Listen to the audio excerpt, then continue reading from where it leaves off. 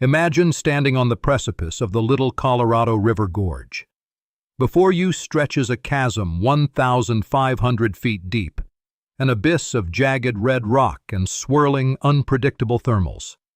Connecting your side to the distant opposite rim is a single 2-inch thick steel cable. There is no harness. There is no safety net. To take a step onto that wire is to defy every primal instinct wired into human biology. How does a human being not only step into that void, but command it? This is the mind-bending reality of Nick Wallenda. When he steps onto the wire, he steps into an arena where failure is not a setback. It is a terminal velocity equation.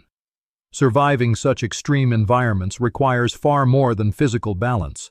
It demands a total subjugation of the human fear response, a mastery of physics, and an ironclad mental discipline that borders on the superhuman.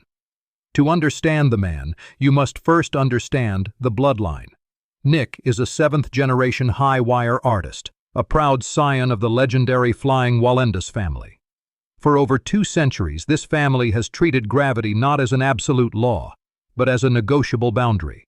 They have captivated global audiences with their death-defying walks, passing down a legacy of innovation, daring, and an almost mythical relationship with the high wire.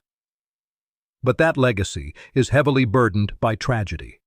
The echoes of past falls, most notably the fatal plunge of his great-grandfather Carl Wallenda in 1978, loom over every performance.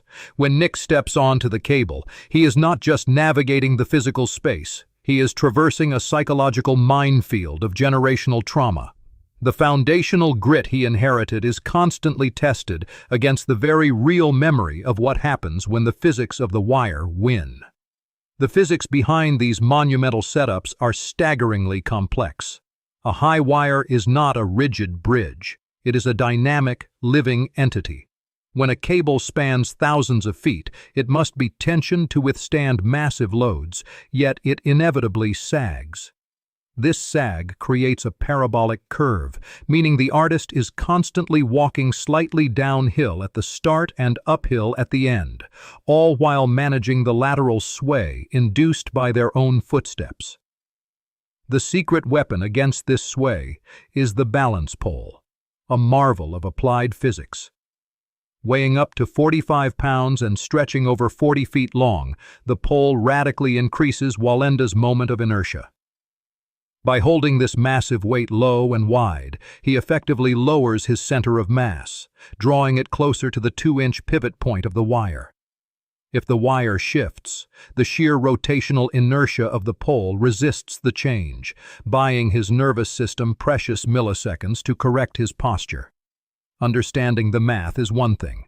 Conditioning the human body to execute it under extreme duress is another entirely.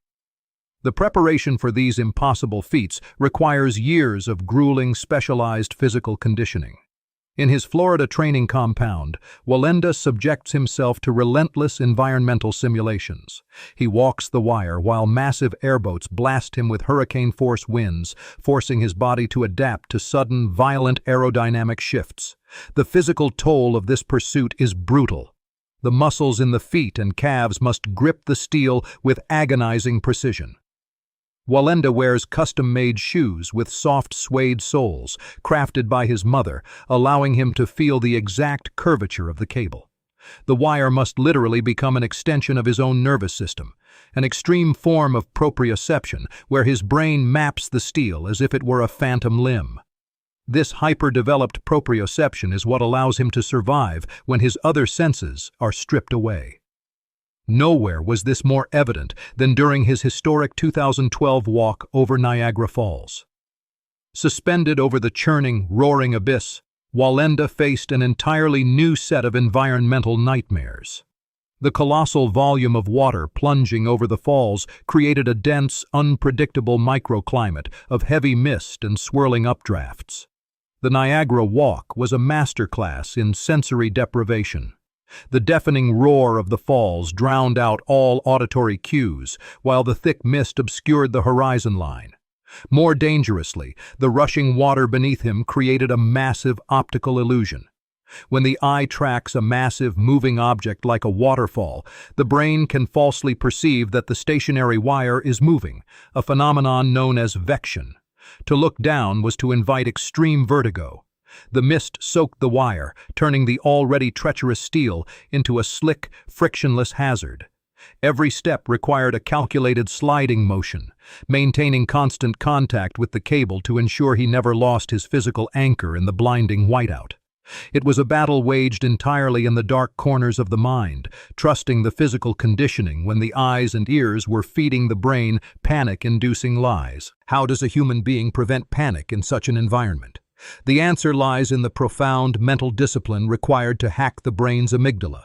The amygdala is the brain's threat detection center, designed to trigger the fight-or-flight response when faced with mortal danger. For a high-wire artist, a fight-or-flight response is lethal.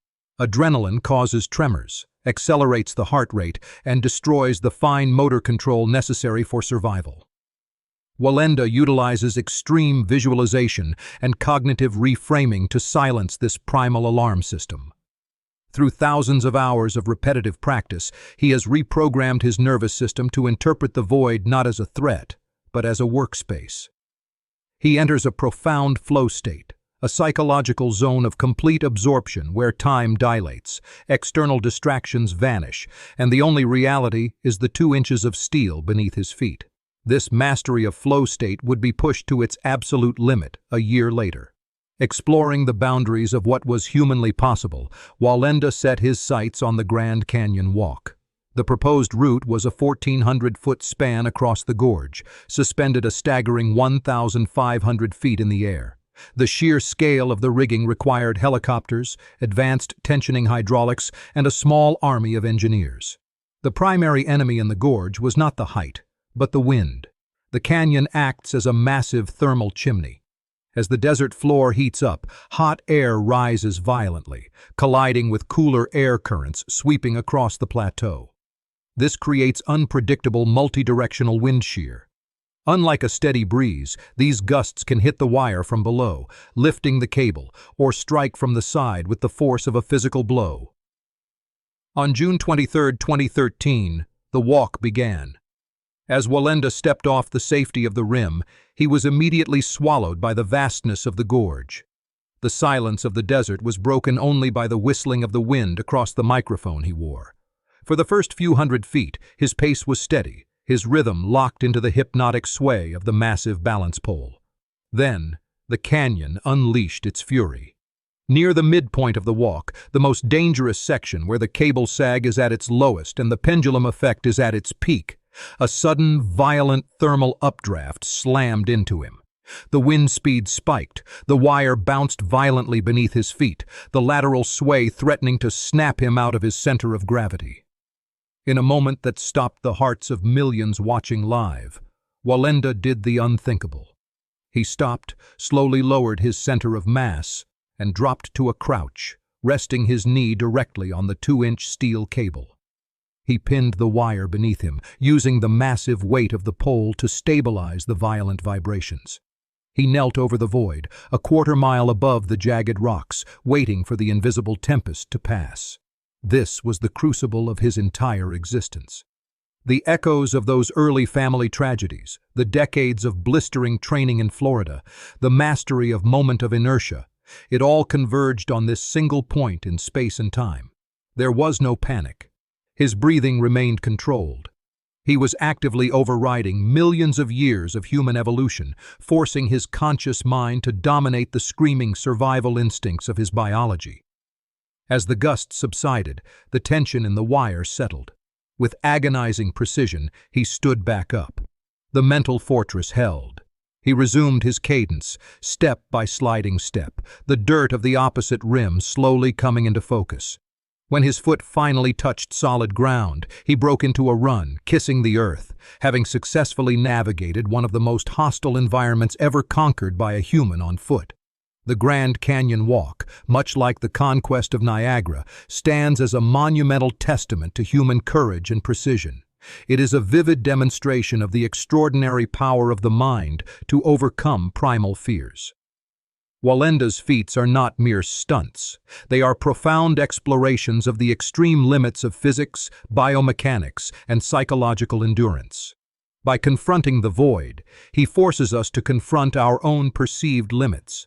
The wire is a mirror reflecting the latent potential within the human nervous system. It proves that with relentless preparation, an unwavering understanding of the forces that govern our world, and absolute mental fortitude under pressure, the impossible is merely an engineering problem waiting to be solved.